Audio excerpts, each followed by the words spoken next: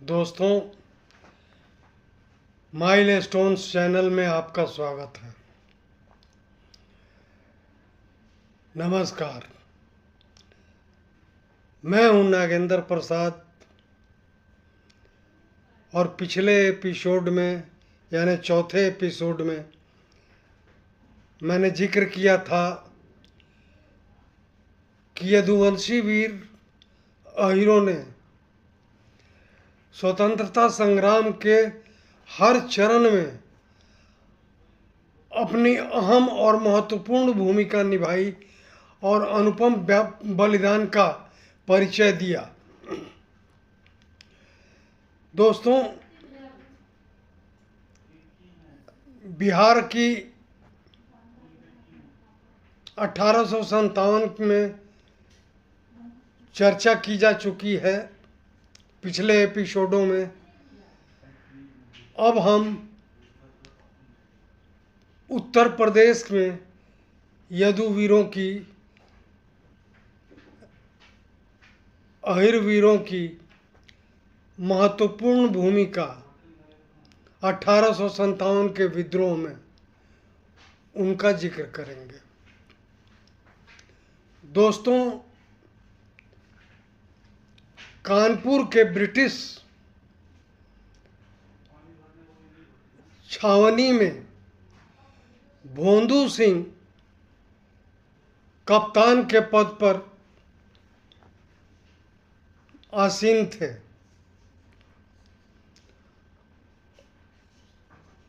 जैसे ही उन्होंने विभिन्न छावनियों से विद्रोह की बात सुनी तो उन्होंने कानपुर छावनी में भी अपने यदुवीर सैनिकों के साथ विद्रोह का बिगुल फूंक दिया और शाम होते होते ब्रिटिश छावनी को अपने कब्जे में ले लिया। यह घटना थी 4 जून 1857 की। दोस्तों, उसके बाद भोंदू सिंह ने निर्णय किया और उनके साथियों ने कि हम लोग बहादुर शाह जफर, जो उस समय विद्रोह के राष्ट्रीय नायक थे, उनकी सेना में जाकर शामिल हो जाते हैं। इसके लिए वो लोग दिल्ली के लिए रवाना हुए।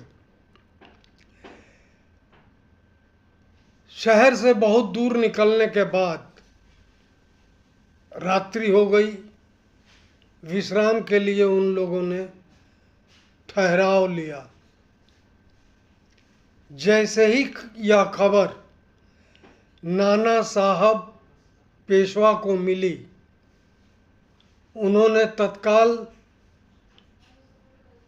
बिना समय गंवाए भोंदू सिंह से संपर्क किया और उन्हें अपने साथ अपने विद्रोह में शामिल होने का आग्रह किया और मना भी लिया। इन लोगों ने भी देखा कि दिल्ली का सफ़र काफ़ी लंबा है और इस बीच अनेक ब्रिटिश छावनियों से मुकाबला होगा, तो इन लोगों ने नाना साहब का साथ देने का फैसला कर लिया। नाना साहब पेशवा को जैसे ही भोंदू सिंह का और उनके अहीर वीर सैनिकों का साथ मिला, उन्होंने स्वयं को बिठूर का राजा घोषित कर दिया और विलासिता में डूब गए। इस बीच ब्रिटिश सेना विद्रोहों का दमन करते हुए प्रयाग तक पहुंच गई। जब नाना साहब ने सुना कि ब्रिटिश सेना प्रयाग तक पहुंच चुकी है, तो इन्होंने निर्णय लिया कि हम लोग अवध निकलते हैं हजरत महल के सेना में शामिल होने के लिए और उनके साथ मिल कर के ब्रिटिश का मुकाबला करेंगे। नाना साहब की खासियत यह थी कि वह विद्रोहों के शिल्पकार माने जाते थे। एक तरफ गुप्त रूप से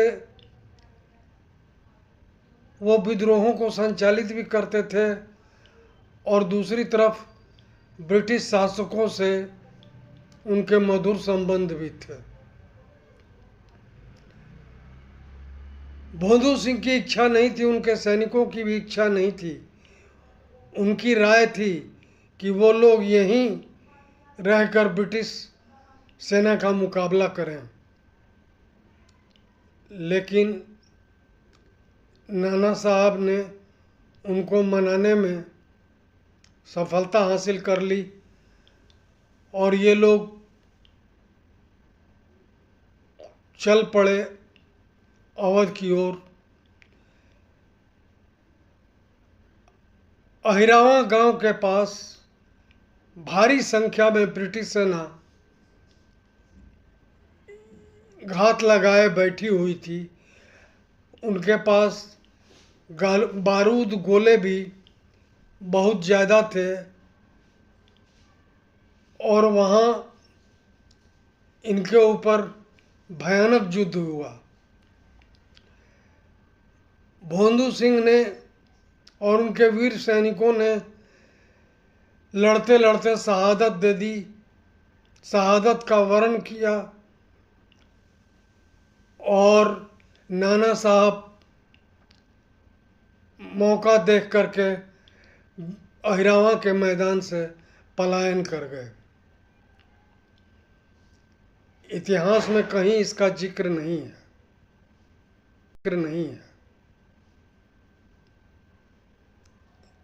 न ही भोंदू सिंह और उनके वीर सैनिकों का जिक्र इतिहास के हाशिए पर भी नहीं है। ताज्जुब है, इतिहास की क्या मजबूरी रही थी, क्या मजबूरी होगी या मैं नहीं जानता, लेकिन मैं जहाँ तक समझता हूँ कि इतिहास कोई लिखता नहीं, लिखवाया जाता है, लिखवाई जाती है। खैर, आज के एपिसोड को हम भोंदू सिंह और उनके अहिर वीर सैनिकों को नमन करते हुए विराम देते हैं और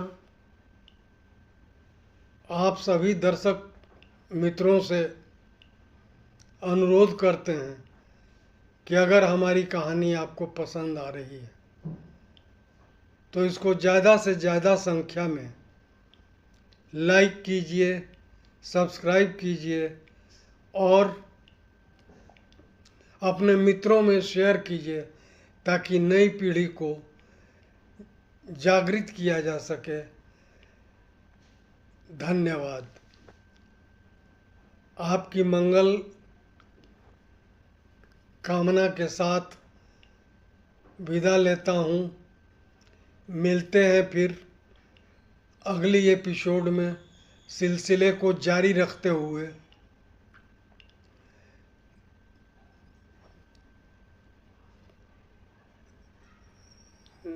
तब तक के लिए जय हिंद, जय माँ भारती।